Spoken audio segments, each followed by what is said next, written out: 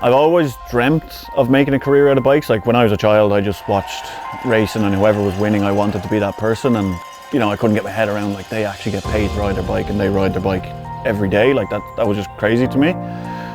But I think there was a definite point when I realized it could actually be an option, and I'm actually going to pursue this. You know, it's one thing dreaming of it as a child, but to actually believe you can do it and chase after it is a whole other thing. And it was probably when I switched to enduro and I got some good results straight away, and how much I really enjoyed it when I was about probably 19, 20. And I saw like, okay, I'm actually at a level here where I could probably make something out of this, and I'm not that far behind the guys who are training day in, day out while I'm working a full-time job. So I think from that point on, I really got the head down and put in a few years of hard work. And yeah, eventually it paid off, and glad I took that chance.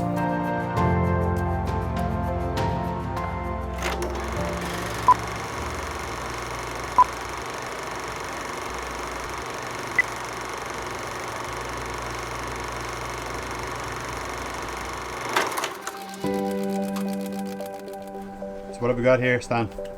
See some old pictures that we found at home. So this one here is of Greg on his first bike, PW50. So a lot of careers have started off on those little bikes.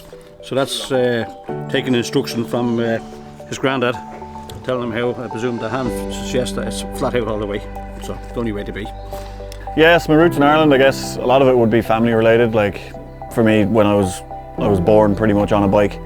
I grew up watching my dad race motorbike enduros and my uncles riding trials, and I started riding bikes at a very young age. So, you know, my roots are definitely, you know, well and truly in bikes. My weekends as a child were just spent at motorbike events, and whether it was going and watching my dad race or going and watching a world championship or whatever event was on. You know, I think I learned a lot from those days. Like my riding style now is actually quite similar to my dad's when I think back. Like he was always the kind of smooth, consistent one. He was never too flashy or never crashed too much. I don't think there was ever a time when I wasn't on a bike or enjoying bikes in some form. I think it was always just a question of what bike it would be and what direction I would go with it. You know, once I discovered mountain biking, the freedom of it just appealed to me. You know, the fact that at a young age I could just take my bike and head up the hills with my friends and just do as much or as little as I wanted to. It was a natural transition, and a lot of the skill set from trials carries across into mountain bikes, because you're able to read the ground, you're looking for different lines all the time, and like that's really important. And it became pretty obvious pretty quickly that he was actually pretty handy. Once I discovered mountain biking, it was kind of love at first sight, and it just grew and built from there. Like bikes definitely bring me and my friends and my family and so many people together, and I think that's especially the case with my dad. Like we've had so many great days out on the bikes, and even, you know, times where we might not see each other for a couple of weeks just because of travel or work or whatever, we'll always come back and say, oh, do you want to go out on the bike at the weekend? And that's when we'll do our catching up and our chatting and having the crack and, you know, creating memories. Like we've got a lot of great memories on the bikes together. So we're just getting organised in Tree Rock here to go out for a spin. Yeah, we've all grown up around here. Back when I was racing motorcycle enduro, I would have used this as my practice ground, and then Greg would have been coming with me on his little bicycle. Just the top of Ticknock here. We're going to go ride the Afterburner track, one that's been recently revamped. But yeah, kind of a standard ride. Yeah, my dad, he's a bit of a joker, he's a good crack. He loves bikes just as much as I do. You know, he's riding bikes from a young age as well, and he still gets out every weekend as much as he can. You know, he still competes in trials and he competes in mountain biking as well now. He does a lot of enduro racing. And yeah, he's not slowing down too much. Everything I remember from my dad on bikes is winning, really. And he's still doing that, you know, when he goes out to trials or when he does enduros, he's not far off the podium. So it's cool to see, and it's you know, it's always set the bar pretty high for me. That, you know, when you grow up in a house full of trophies, most of them say first place. But yeah, you know, when I think back, like he was always so determined, and the training he used to put in and the time he used to put into his racing was something that I always admired. He nitpicks my riding and slags me, but I definitely give it back to him as well. And you know, I think that competitiveness, even though we're not competing on the same level, there's still this bit of, you know, rivalry between us of who can put each other down or who can slag each other. And yeah, it's good crack. You know, it's always a good laugh whenever we go out. Oh, that's what you call a 5. Really? So the big 5 is when you fail the section. When he was growing up and we were doing trials, we'd set Mark out a section and he'd get through it, he'd stumble through it. But I always told him that when you do it 3 times in a row, perfect, then we move on to the next one. And he'd be there, no, let's go, we'll come back to it. No, you're staying here till you get it right. You'd eventually get it right and then we'd move on. It used to drive him bananas.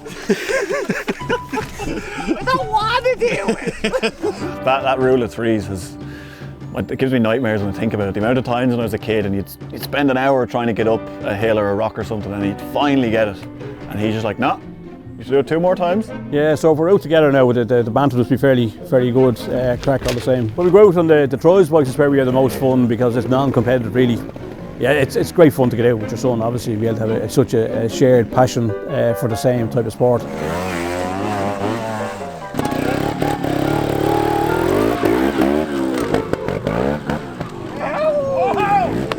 That's it now, retire now, that's it. He's tried that many times, actually, first time he's got that. Really? Yeah. No way. Yeah, up that lovely big rock. You'd look great on top of that. You'd look great falling back down it too.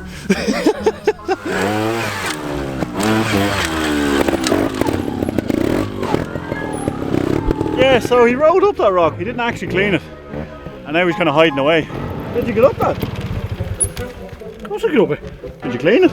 Well, a bit of a dab at the corner there. Apart from that, So did you clean it 3 times? haven't run out of time.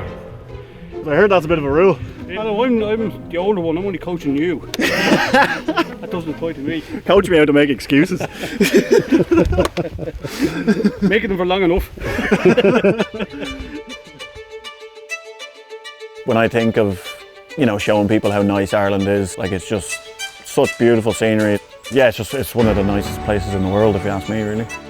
Yeah, after a ride, it's always good to just, sit down, have a Guinness and just chat about the day's riding or whatever the crack is at the time, and maybe sing a few songs, slap the knees. Yeah, so instead of focusing too much on race goals, I like to set process goals and focus on them. So I find for me, if I focus more on them, it'll bring me to better results instead of just focusing on that end goal. I've always been a believer that fun is fast and fast is fun. The two kind of help each other. So I try to have as much fun with training and racing and everything. And I think that's what brings out the best in most people, is just when they're happy.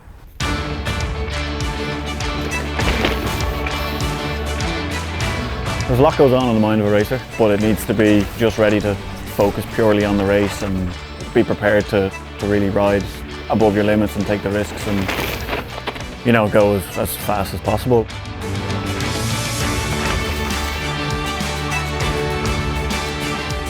At the end of the day, it's just a bike race really. Everyone will get up on Monday morning and the world will carry on as normal, whether you win the race or not. Bearing that in mind, it's easier to kind of just relax and settle in and ride your best. It's hard to think of a feeling that matches the feeling when everything's flowing on the bike, when you're riding at the absolute limit, but the tyres are just hooking up, the bike's just dealing with the bumps, and like everything's just effortless almost. You just feel invincible. That feeling is what we're constantly chasing, because when you can get that feeling, it feels like you're unstoppable. It feels like no one can beat you, and it's really hard to find, to get yourself into that zone where everything just flows and it just feels effortless. Yeah, it's definitely something that is really special, and when you can get it, it's amazing.